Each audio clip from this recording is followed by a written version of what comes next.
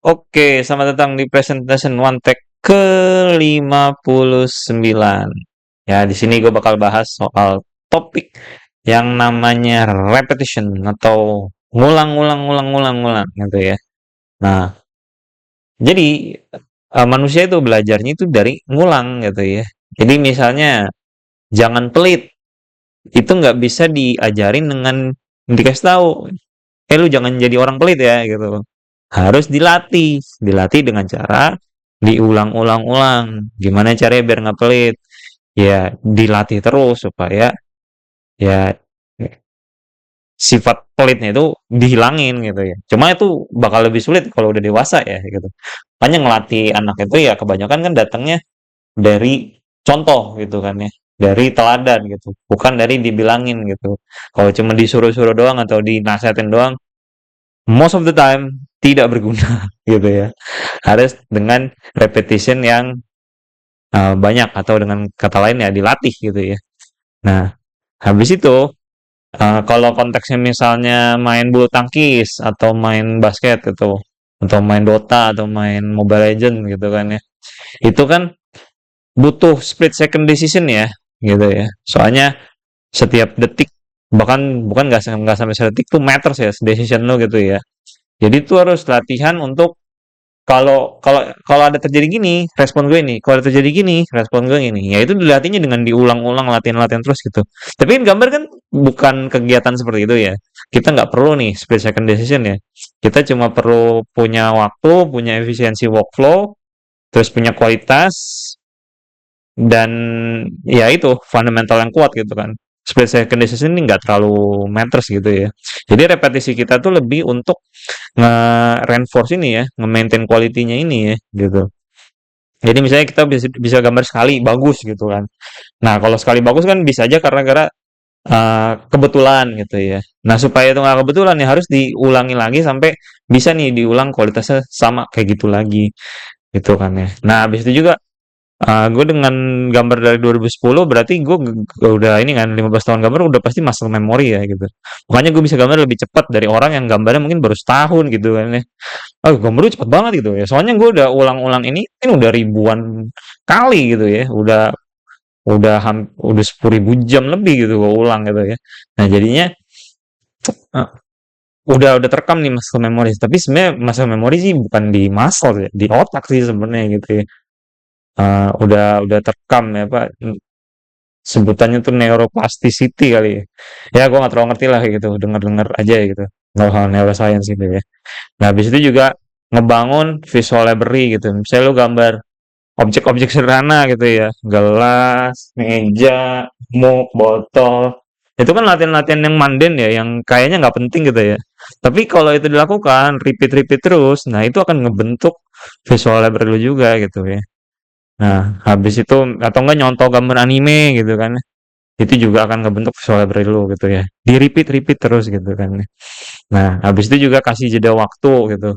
Soalnya kadang tuh kalau udah gambar kelamaan fokusnya nggak fresh lagi gitu ya.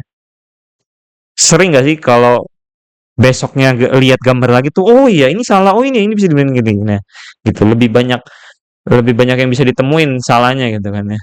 Nah, habis itu kalau repeat banyak itu juga ada room to fail-nya gitu ya. Room to fail ini penting banget gitu.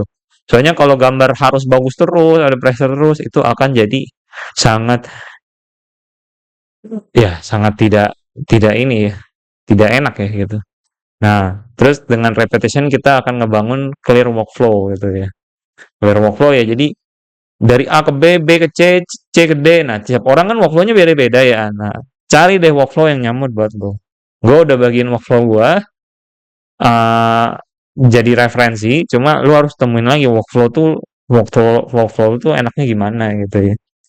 Nah, habis itu perlu diperhatikan kalau study itu jangan sampai mindless karena kalau mindless tuh akan masuk ke high cost, low gain. Nah, ini yang hindari lah ya gitu.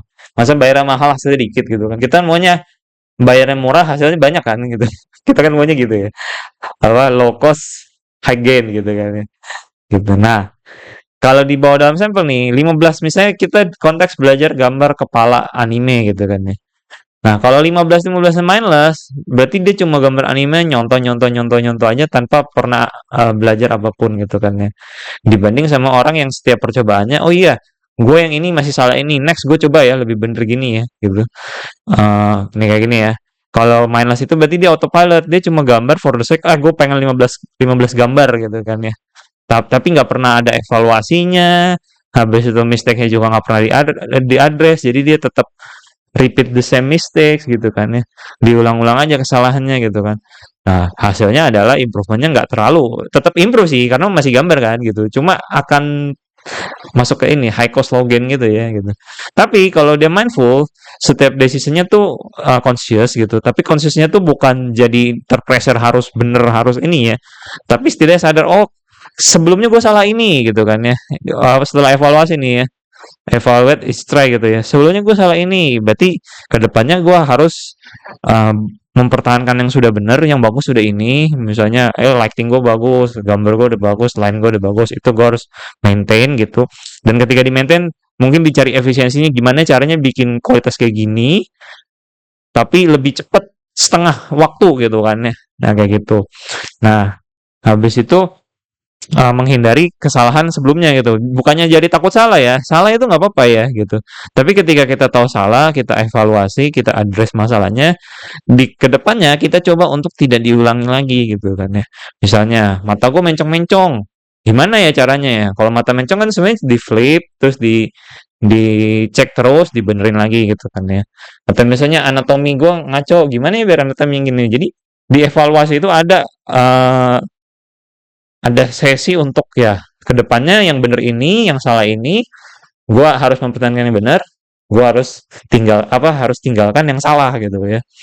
Gitu. Habis itu slight improvement is try. Nah, ya improvementnya sih mungkin nggak akan signifikan ya setiap try ya gitu ya. Tapi setidaknya akan terus terakumulasi gitu ya. Nah, jadi 15 kali gambar tapi mindless autopilot ah, versus 3 sampai 5 kali aja yang setiap percobaannya tuh mengevaluasi lagi. Ini bakal lebih efisien gitu.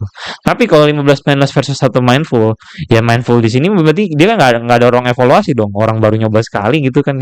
Tetap lebih bagusan mindless sih gitu ya. Karena gambarnya lebih banyak kan gitu ya. Setidaknya ngebangun mile edge-nya gitu ya. Waduh, mile edge apa lagi tuh? Mile edge. Nah, ada catatan lagi nih. Ini gue bahas lagi ke depannya deh, mile edge. Oke. Segitu aja untuk video kali ini. Terima kasih sudah menonton. Sampai jumpa di video berikutnya. Bye bye.